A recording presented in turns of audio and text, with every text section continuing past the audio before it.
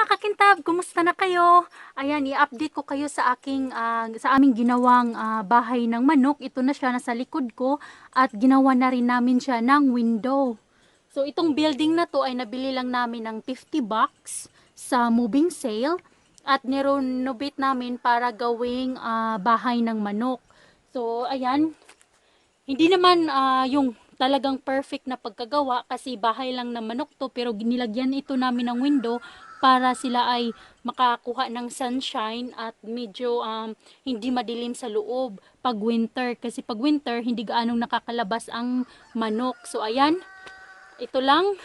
Itong building na to ay size almost 10 by 12, 9 something lang siya, hindi gaanong square, pero ayan, yan rong itsura ng kabuuhan ng building.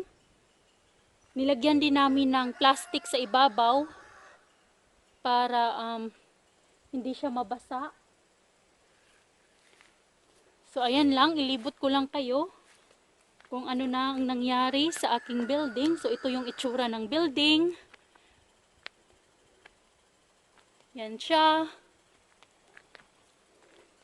Sa loob nito, maraming straw na ilalagay ko kasi yan yung gagawin ko ngayong araw. Kaya ayan, ito lang yung ginamit ko kasi nga wala pa kami yung pang-rig talaga kasi first time namin talagang mag-ano ng mga manok or hayop.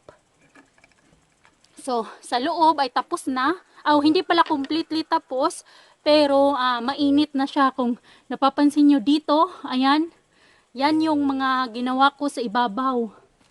Sa ibabaw ng aking, dyan sa may ibabaw dyan, nilagyan ko sila ng insulation para sa ilalim din ay may insulation. Tapos buong area ng cabin, not cabin, bahay ng manok ay may may insulation kaya mainit na dito. So itong ito siya straw.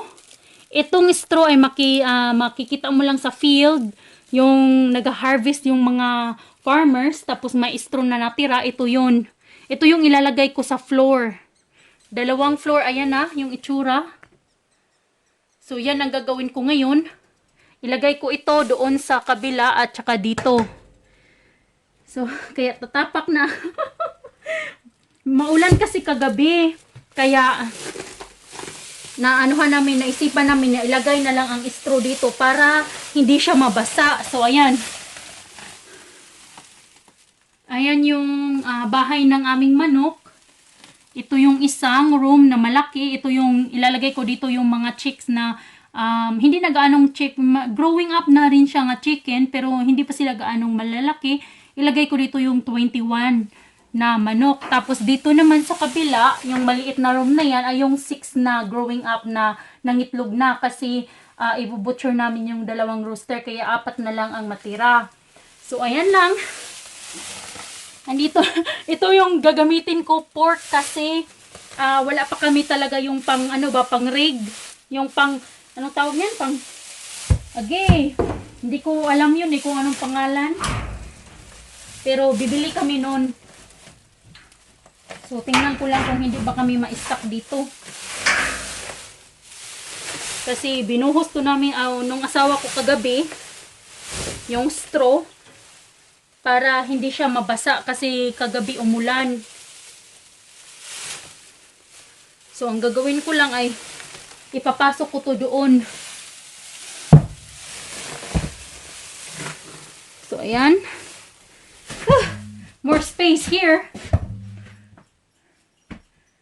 Yan yung window na nilagay namin para maano dito yung may light ba na papasok, hindi gaanong madilim. Itong materials na ginamit namin ay used na. Nandito na to sa building na to, reuse na lang namin para hindi magasto. Siguro total gasto nito sa building ay ang insulation lang kasi dapat bilhin ang insulation, which is medyo mahal ang isang bag. Pero yun lang. At saka itong screen, kunting screen. Pero itong mga wood dito ay reuse na. Parang bahay din.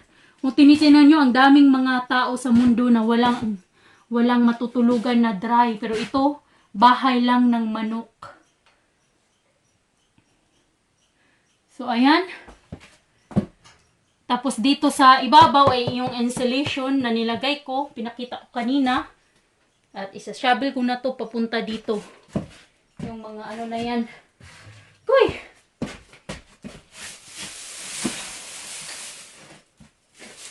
Ayan. Lalagay ko lang dyan para ready na sa manok namin mamaya. So, ayan. Papakita ko sa inyo pag matapos na. Kasi, saan ko ba ito ihahangi? Ay, sasangit. Oh, sasangit.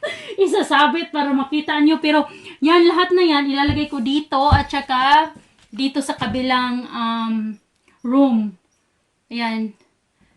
Para dyan ay daanan at saka lagayan ng pagkain ng mga manok. So, ika-cut off ko muna tapos ipapakita ko lang pag matapos na. So, ayan, tapos na.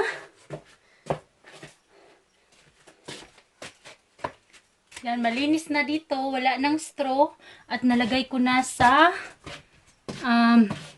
kung saan dapat na ilagay ang straw. So, dito sa malaking area na to, yung mga maliliit ko na manok at yung 6 na manok ay dito kasi 3 lang yung hen, 3 rooster, kaya iiwan ko yung 4.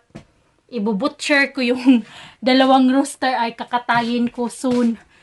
I'm not sure kung kailan ko siya kakatayin pero I'm planning na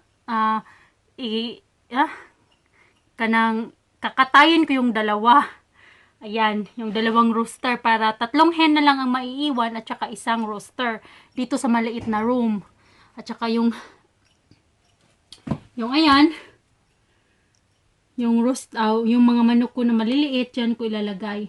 May window sila para makakakuha sila ng sunlight, sunshine, at hindi na kailangang may light dito 24 hours kasi pag umaga, hindi na kailangan nila ng ilaw. Pero lagyan namin to ng isang heat lamp. Kasi kailangan talaga ng heat lamp ng manok kasi hindi natin malalaman kung ang tawag niyan, kung lalamig ba siya na masyado. Kasi pag lalamig siyang masyado, kailangan mo talagang lagyan ng heat lamp. Pero dahil sa building na ito ay ininsulit namin ng mabuti, ito ay may insulation sa bottom at saka sa top. At saka yung manok ay mainit talaga sila. Ayan. Sarado ko muna to. Mamaya, ilalagay namin dito ang mga manok. Ipapakita ko rin sa inyo mamaya. Itong door na to, wala siyang latch. Kasi pag lumalabas sila sa window, minubuksan namin, tapos kinoklose lang namin ng ganyan. So, hindi na nakakalabas ang manok. Tapos pag, naman, i-close lang namin, ganito lang siya. Unahin to. Tapos ganyan. Mag-i-stack lang yan siya together. So, hindi na yan lalabas. Yan. Yan lang. Hindi na lalabas ang manok dyan. Matibay na. Yan lang.